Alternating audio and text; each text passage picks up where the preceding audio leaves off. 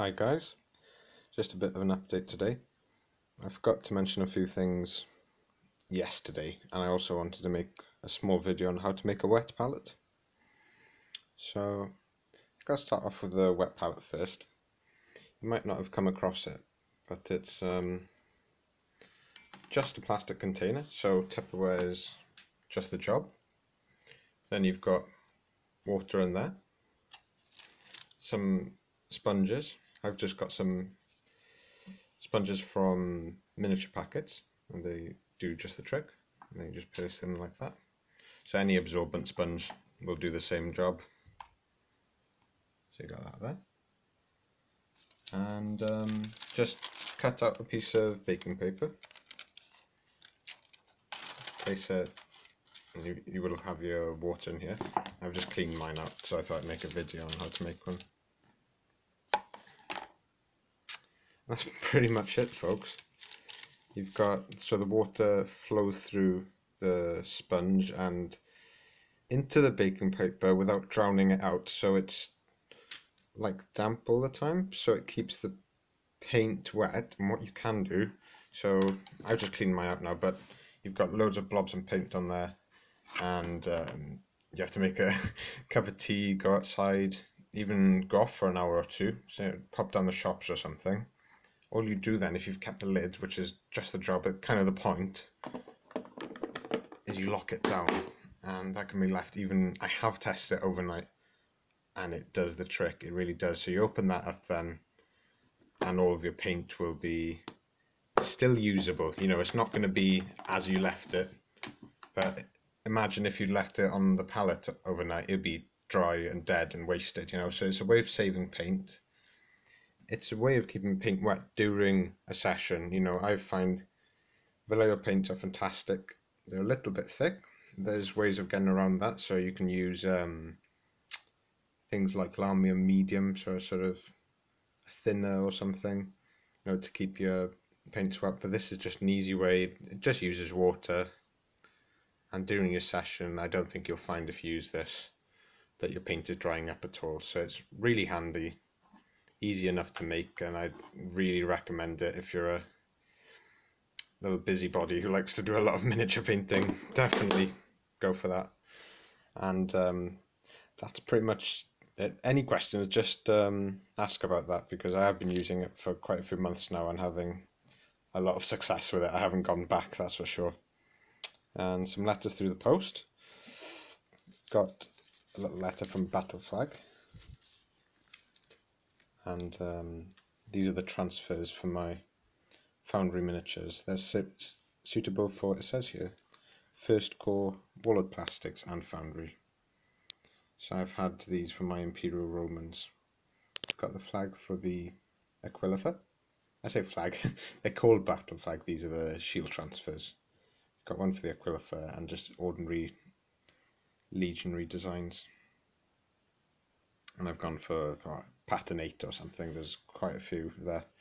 So the other one is it called Little Big Man Studios, or I think.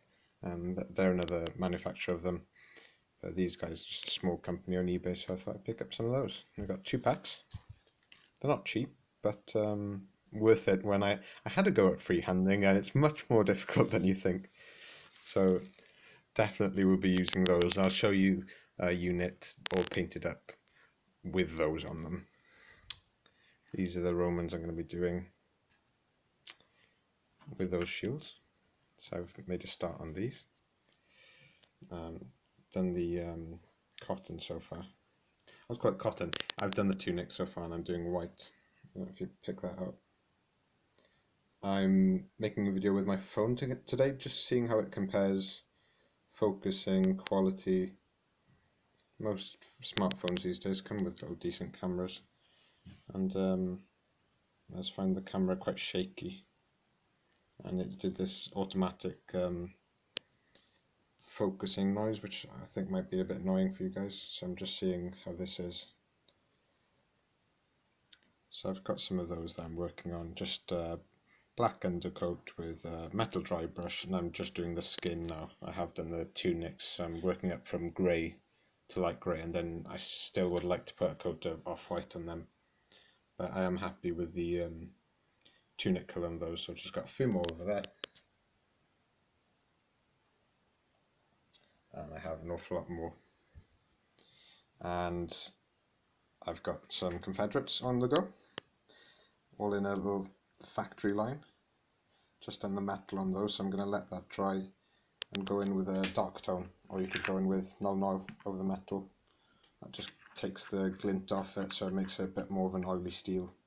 Alternatively, I'm sure you can just use a brown wash as well.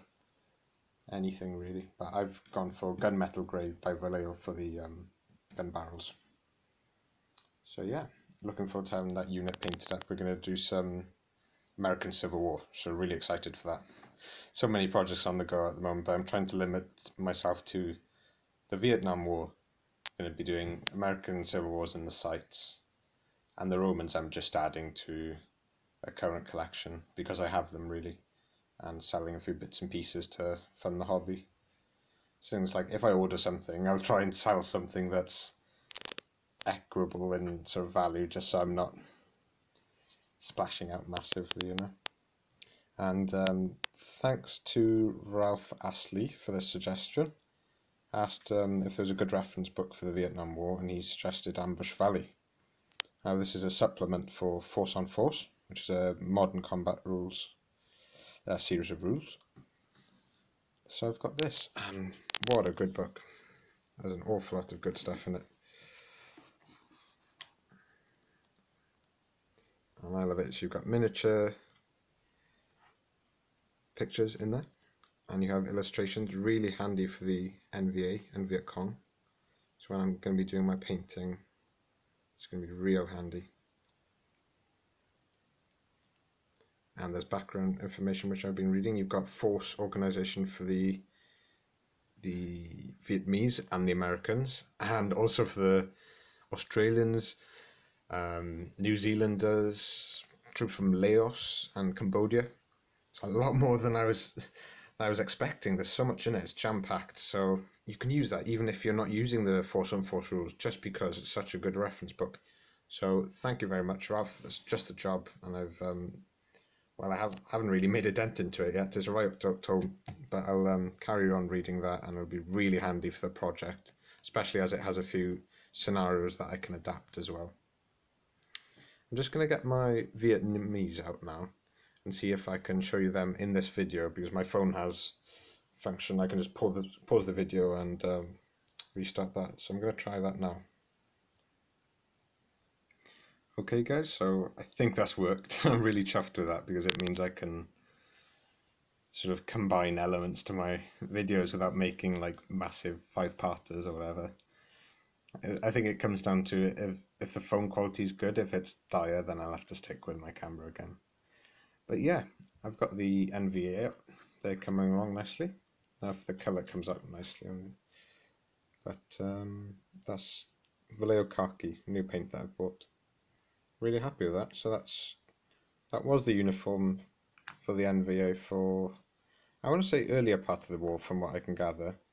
And I've also seen them in like a drab green. So I could always do a section in one and a section in the other. But so far I'm definitely happy with that colour. I've got the base on the skin. I'm going to crack on now. But just wanted to update you on that stuff, folks. I'll see you again soon. Ta-da!